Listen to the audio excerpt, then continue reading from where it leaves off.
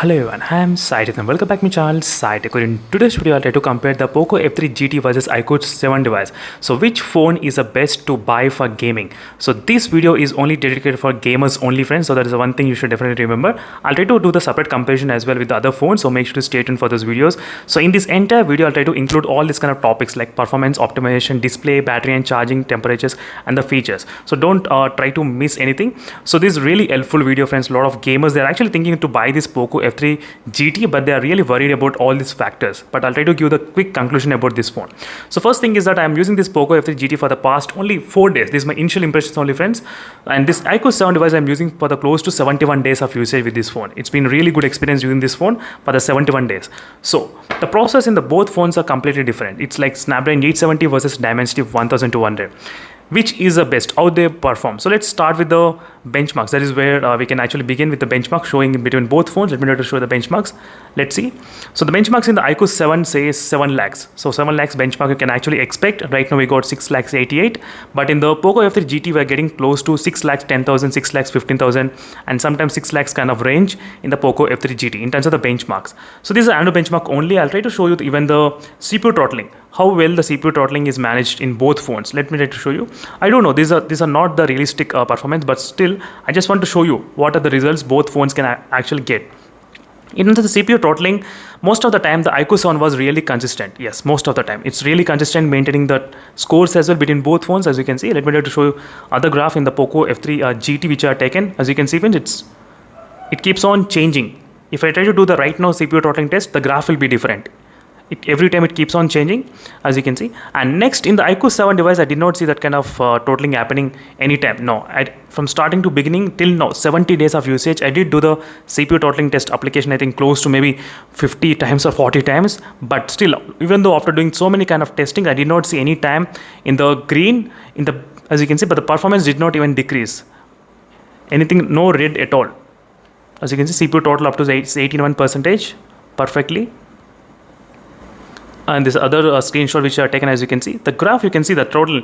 So overall the stability is really good in this Snapdragon 870. You can definitely expect for a long time playing the games. That is what I did get to know after using the Snapdragon 870 chipset.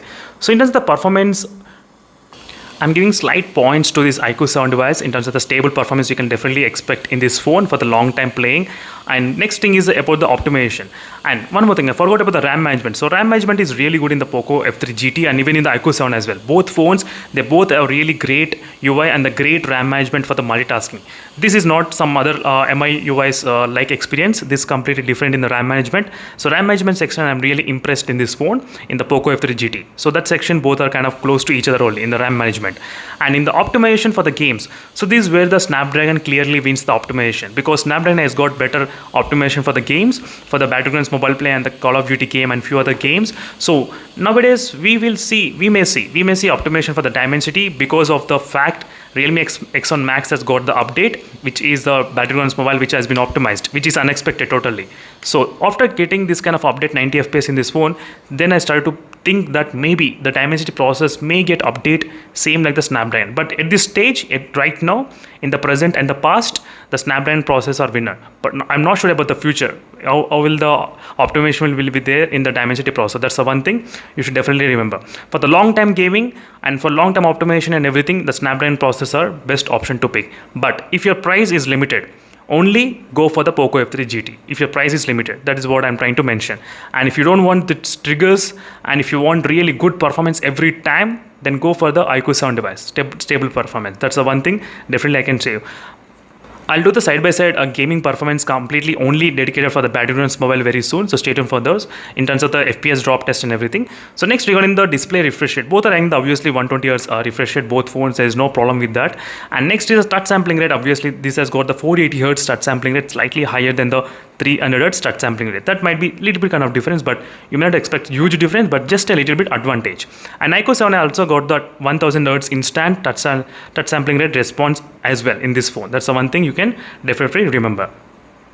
Next, regarding the battery and the charging. So battery and the battery backup, obviously when the phone has got the 5000 mAh of battery in this Poco F3 GT. So in my experience, I did get really stable battery life in this phone. I think in the screen on time, if you talk about maybe not about screen on time, maybe the gaming. For example, this phone can get up to 6 hours of gaming using the Battlegrounds mobile. Maybe this phone can come up to close to 6 hours 40 minutes. That is what I'm expecting using the same settings. So let's see. I'll try to do the battery draining test starting from 100% to 0%. But today I did do the mini battery draining test. You can check this video in case if you want it, mini battery drain test. So just I played for 1 hour. You can check that video completely. So that's about the battery backup. I need more time on the Poco F3 GT. Just give me some time to test it. And charging speed, obviously the iQOO sound is really good in the charging speed. It can charge close to 35 minutes and 30 minutes only. That's very good in this iQOO sound in terms of charging speed. You can charge it and you can be back in the gaming. And this phone takes 50 minutes of charge, even though it has got 67 watts, but still it takes a lot of time.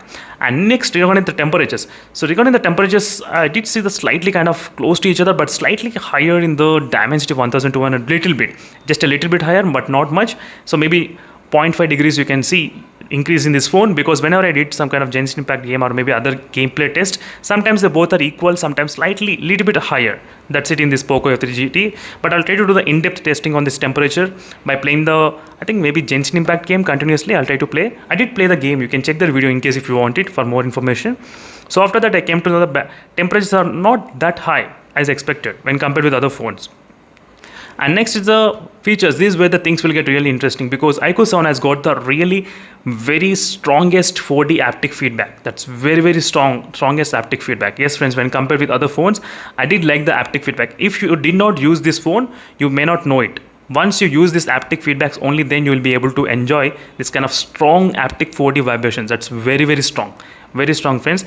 And unfortunately in the Poco F3 GT, the UI is not optimized, so you cannot even use that vibration while gaming. That's another disadvantage. But you do have the real-time floating FPS meter. In case if you want it, you can definitely use the real-time floating FPS meter. There is an inbuilt FPS meter and there is a game turbo FPS meter option which is available.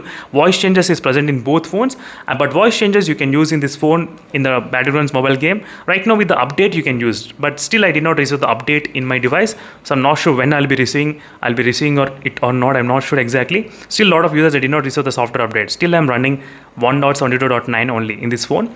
That's a few things. And loudspeaker quality, I did like the loudspeaker slightly more in this phone because of little bit volume, just a little bit more, not much, just a little bit better in this phone. That's the one thing. And let's come back to these triggers. So regarding the triggers, I did feel triggers are really great, but the durability is kind of really question mark in this phone. That's the one thing I can say, because my trigger is kind of really loose. This top one, I'm not sure why it is loose. Even few of the users, they are actually experiencing, and they did apply for the replacement as well.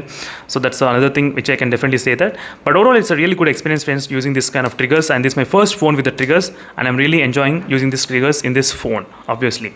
So for the budget gaming, if you don't have the budget, then definitely the Poco F3 GT, you can pick it up, no problem. But if you have the budget to spend, so I have the budget, but I need the performance phone and full throttling and full performance phone which can sustain high level of performance while gaming.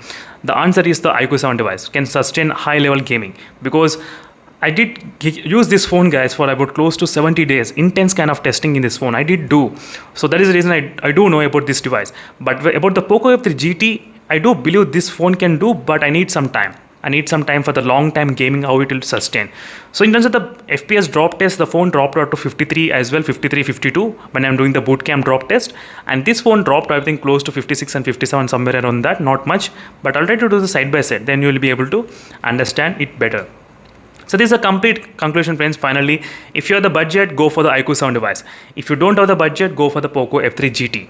So both will be giving you a really good experience, but you need to worry if you go for the Poco F3 GT, you should be worried about this optimization. Right now you don't have the HDR plus Extreme in this phone, and 90 FPS in the Dimensity 1200 came in the Realme X1 Max, but not in this phone. So maybe in the future you might get. So optimization slightly a question mark in this Poco F3 GT, which is related to Dimensity. Game developers, they need to update. That's another thing. So that's the only one let back for the Dimensity process, but RAM management is really good when close to the Snapdragon 870 chipset as well. So this is my final conclusion friends. After using this phone for short time, this is what I learned between both phones, between this Poco F3 GT. In case if you have any other queries, make sure to check the playlist which I have created for the Poco F3 GT. That playlist will give you the clear idea what is happening with this device, whether to buy it or skip it. So thank you for watching, and this is my complete thoughts. Should you buy or not for the gaming? So make sure to comment below, friends, what are your thoughts about the games. So what games you want me to test side by side? Only those games I'll try to do the side by side testing between these phones. So thank you for watching this video, friends, and see you in the next video. Until then, stay tuned for more updates. And doesn't matter what phone you buy, you'll be really enjoying the advantages of those phones what you got it. Yes. See you in the next video, friends. Until then, bye.